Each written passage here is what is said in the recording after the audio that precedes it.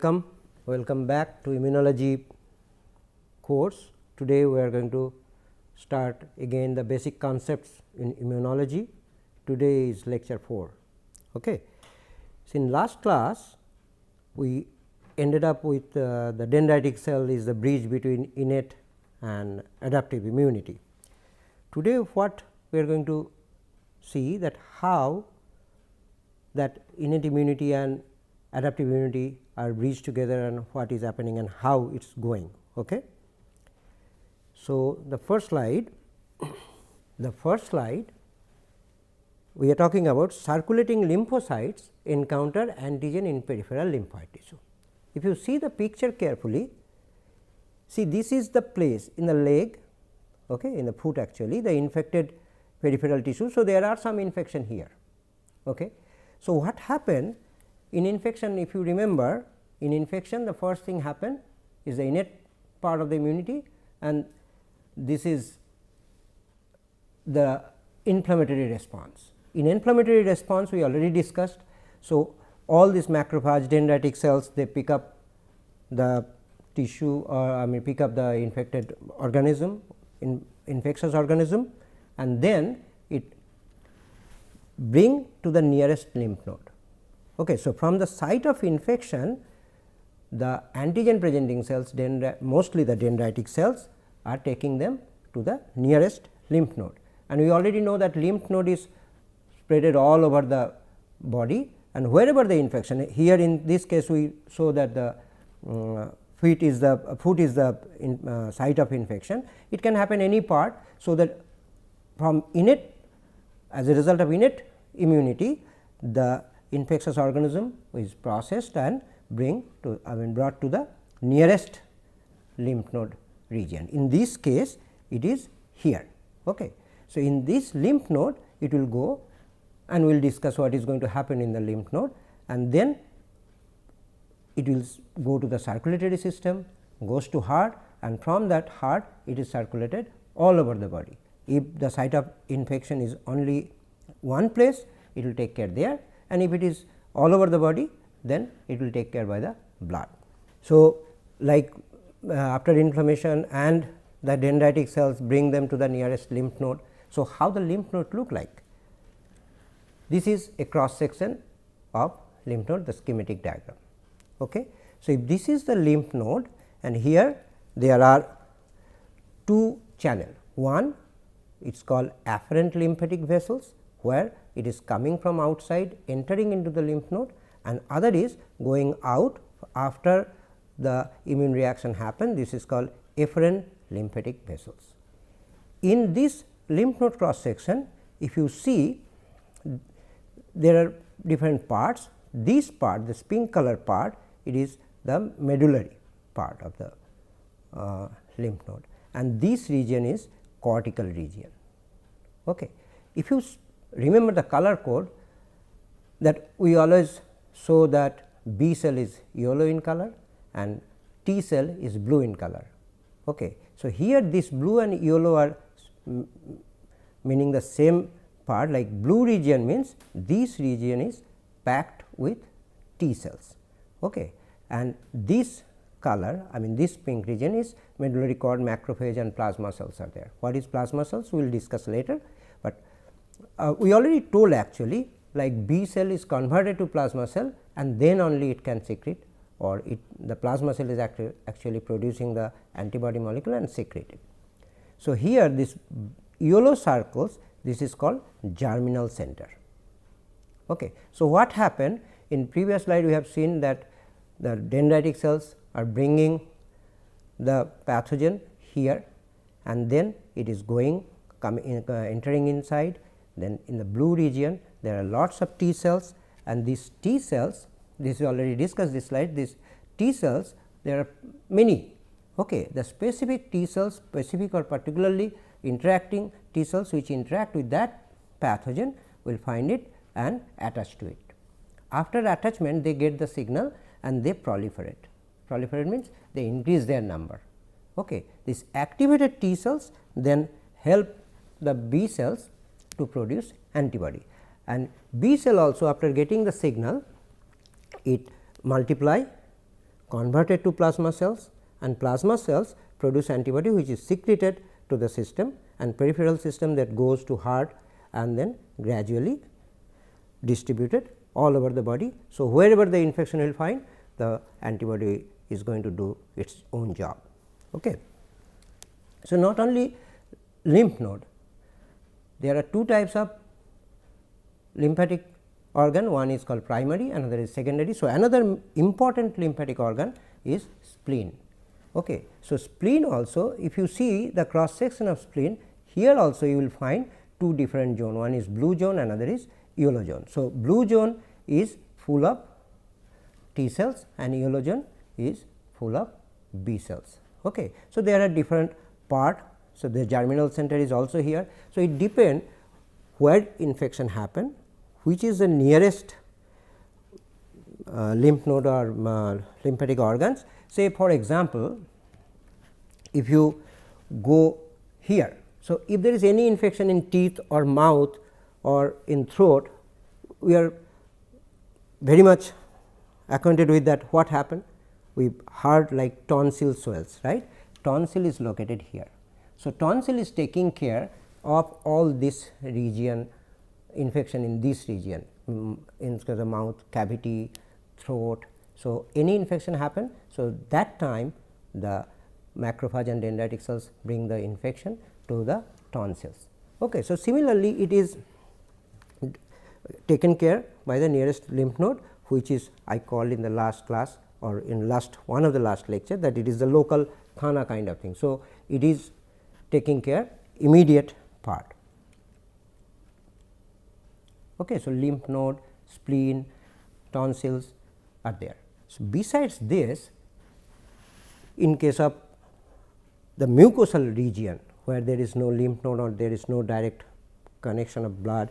So, what we also have several system or several mechanism to handle the infection in that cases, like mucosal surface have specialized immune structure which take care of the infection of that region.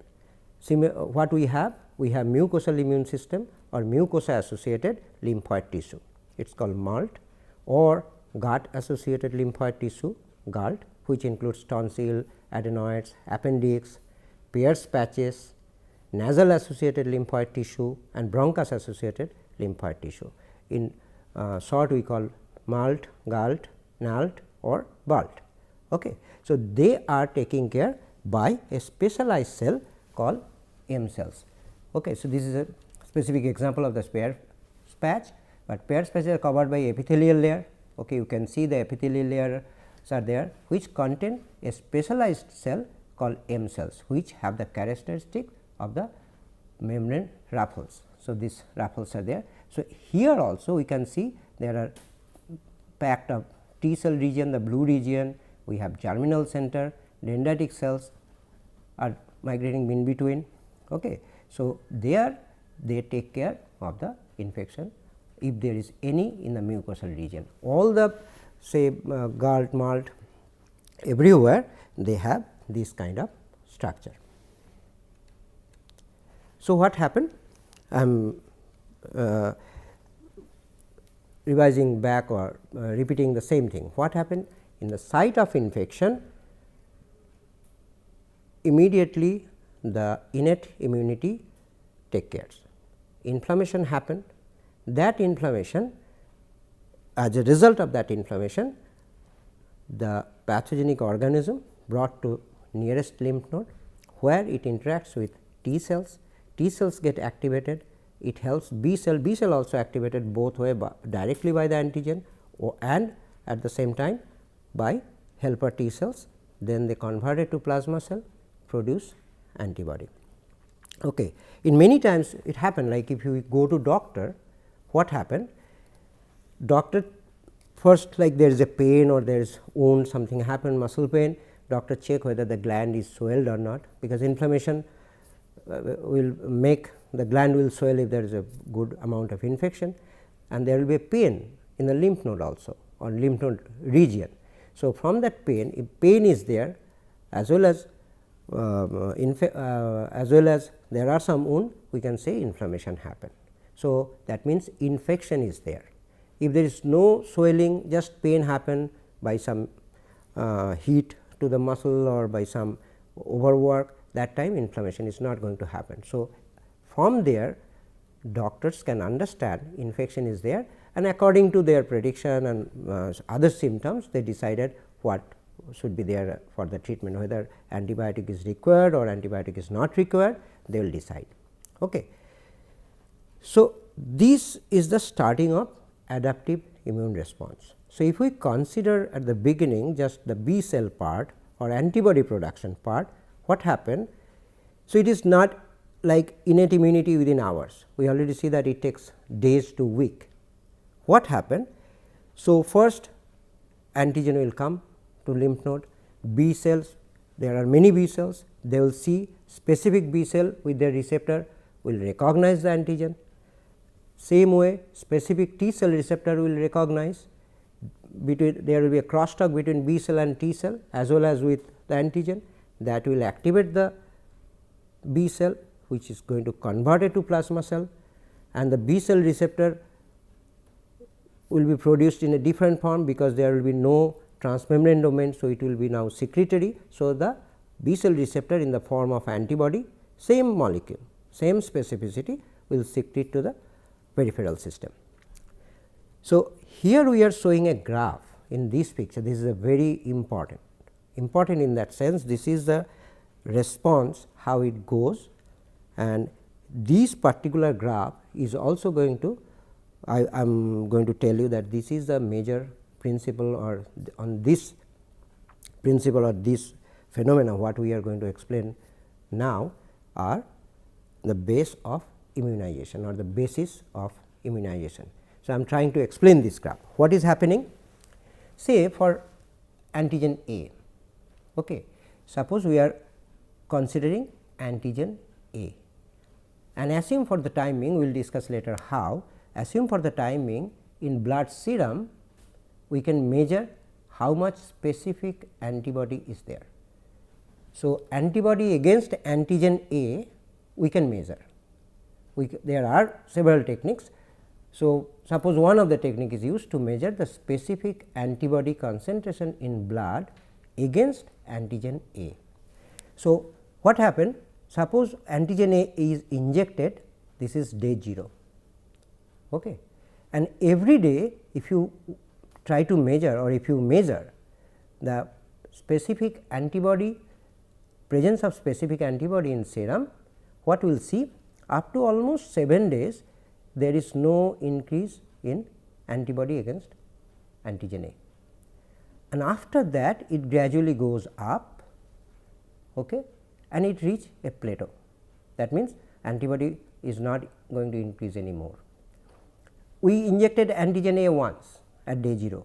So, up to certain day it will increase, and then it will not increase anymore, and if we keep on continuing the measurement of antibody, what we will see, it is gradually going down, okay, going down. At this moment, suppose here we are injecting antigen A again, listen carefully. We first injected antigen A, then we measure the antigen A specific antibody in serum, and we see the pattern of this graph. So, first 7 days almost there is no increment, then it is increasing, then reach maximum, stay for some days, and then going down gradually. When it is going down, at this moment if we inject the antigen A again, what is happening? You see, this is the nature of graph. Nature of graph means this is the nature of antibody concentration in that particular individual. So, what is happening? If you see, in the beginning it took almost 7 days. Okay. Next time if I inject same antigen, within very short, maybe 1 or 2 days, it start increasing. Not only it takes less time to produce antibody, it produce much more, okay. And if you see, it stay for long time, okay. This is called secondary response. So, first one, when our body see any antigen or any pathogen first time, this is the first reaction, but second times if it sees the same antigen again, the reaction is much quicker and the amount of antibody production is very high. So, two different. So, if I now ask you a question, what is the difference between primary response and secondary immune response? There are 2 points, right. One, the lag phase, that means first point where it goes up, the lag phase is more, it is about 7 days, here it is much less, 2 to 3 days. Okay. This is number 1. Number 2, the amount of antibody production in the primary immune response is much less than the secondary response. The amount is very high, and this is independent of antigen. Okay. It is not that antigen A, if happen this way, it is going to work for antigen B also. That is why here what happened, along in the second time injection of antigen A, antigen B also injected. You see, in case of antigen B, again it took 7 days, okay, to start with, and again it goes up to certain level. So, for every antigen, first administration is the primary response. So, secondary response of antigen A is not doing any effect or not having any effect for antigen B, and this is the basis or this is the principle of immunization. What we are doing in immunization? We are doing immunization, we are giving our body to the exposure of the antigen for primary response. So, in primary response, body see it, it takes time, make a specific antibody. So, what is going to happen when it is going down? It is never going to come down to the basal level. Some of the B cell will convert to memory cell. That means that it will remember that who entered in our body. So, that one is that population of B cell, the memory B cell and memory T cell are going to stay in our immune system. So, next time if it comes, it will not take much time, because they already know it is how it looks, what to do with that. So, immediately they will take care of that, and with much less time they goes up and make more production. Okay. There are two more important things happen, one I will say now, another I will come later and during the discussion of antibody. What happened? This secondary immune response, it is not only that it is quick and much more aggressive, another thing is happening. In the secondary response, the quality of antibody or the specificity of the antibody is increased. So, better quality antibody or more specific antibody are going to found. So, in secondary response, it is always better. It is always better. So, that is how vaccination or immunization work. So, we prime our body with the antigen at the first time, and in secondary response it goes high and can take care of our infection much quicker and much specific way or more effective way. So, what is the effector mechanism? Effector mechanism is what will happen, what this antibody is going to do, because antibody is produced. So, more antibody is produced. So, how it is going to handle the immune system? We already know that there are 4 types of pathogens, right. The pathogens are like virus, which is intracellular, then intracellular bacteria or protozoa like Listeria is intracellular Mycobacterium, Mycobacterium leprae, Mycobacterium tuberculosis, they are intracellular bacteria. There are some protozoan parasite like Leishmania donovani, which cause Kala-Azar, which grow inside the macrophage. Plasmodium falciparum, you know, it grow inside the RBC. Similarly, which is very common, the extracellular bacteria, parasites, fungi. Okay.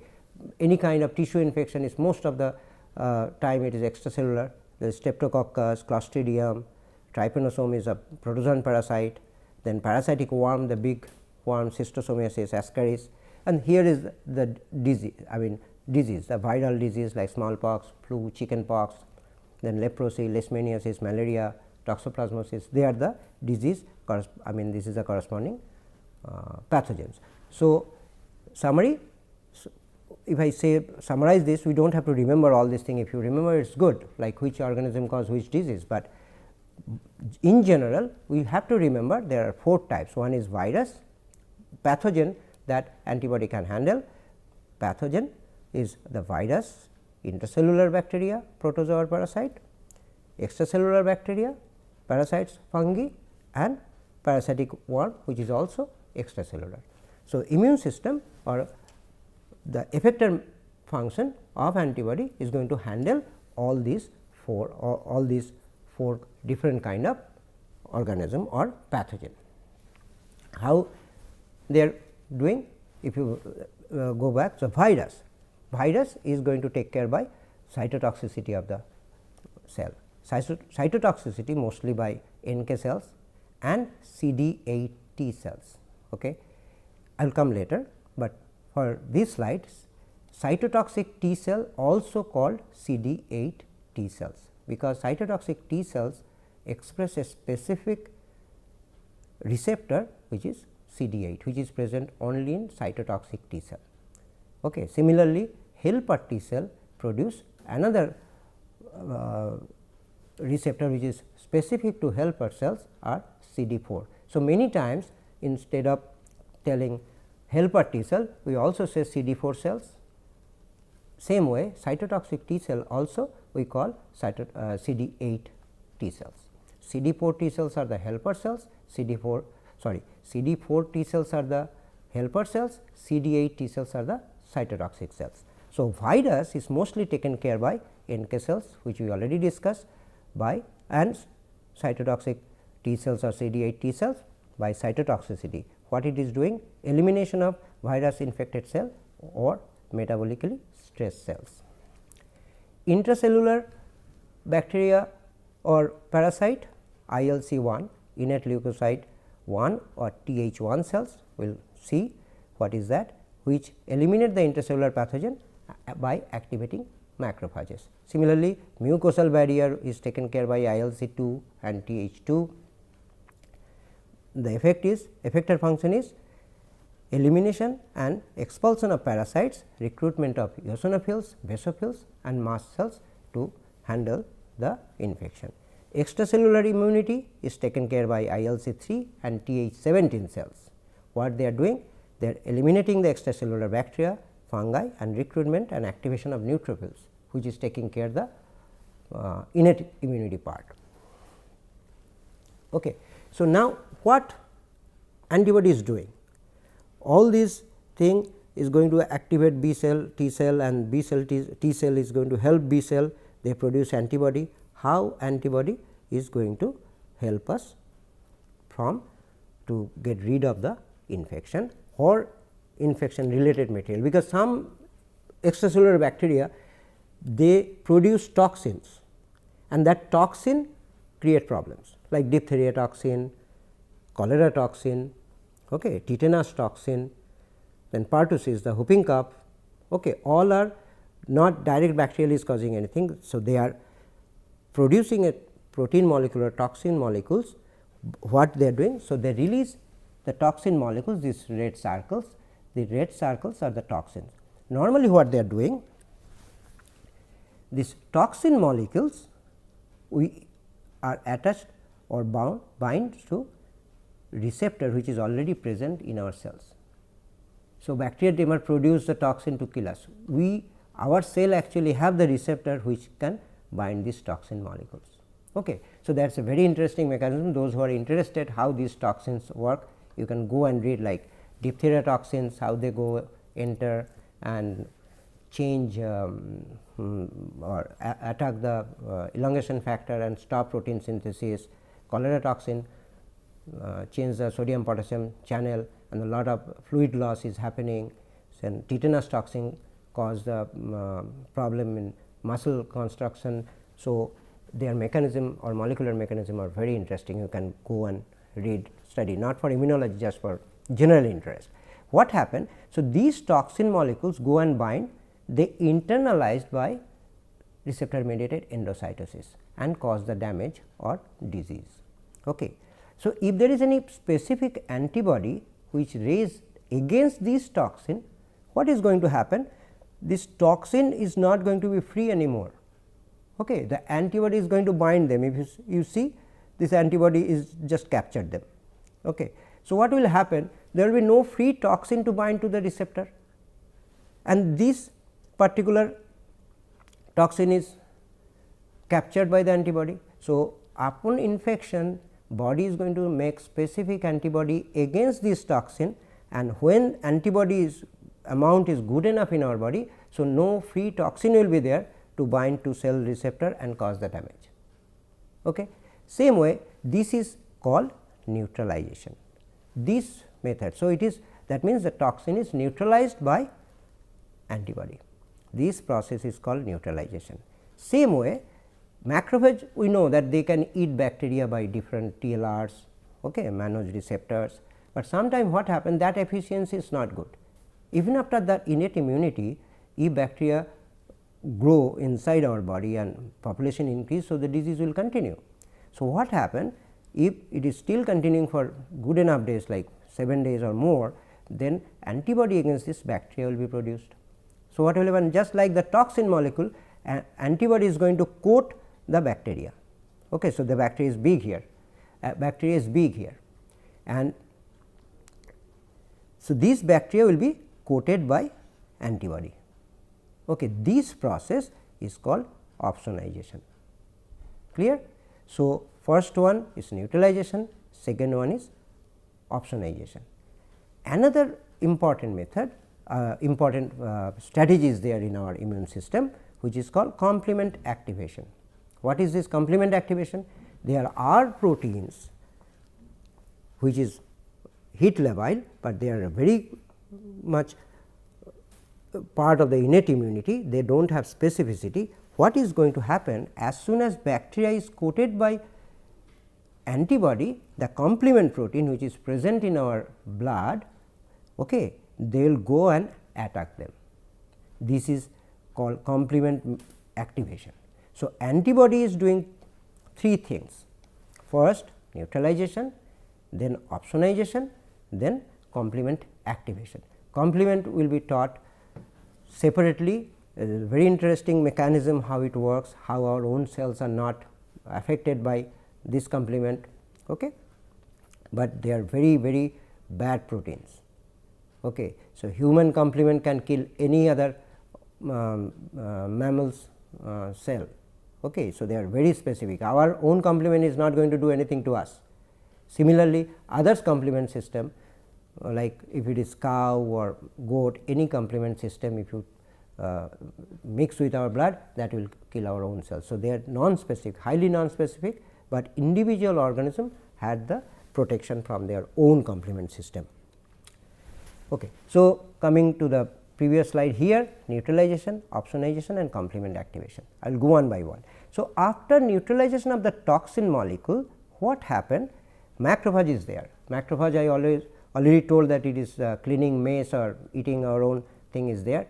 Macrophage has, if you see this yellow line, macrophage has a receptor for antibody. Okay.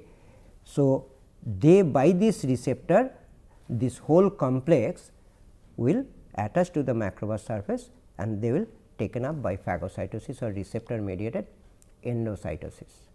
After taking them, they will be degraded inside. So, there will be no toxin molecule anymore, okay, and this whole protein is going to be recycled for our own, I mean the macrophage own protein synthesis. Same way, opsonized bacteria which is coated with antibody also be endocytosed or phagocytosed by macrophage and degraded inside the macrophage. So, no bacteria will survive. So, that is the way the bacteria will be cleared from the system. So, this is opsonization, and end product is same, both are lysed product of the antibody and toxin.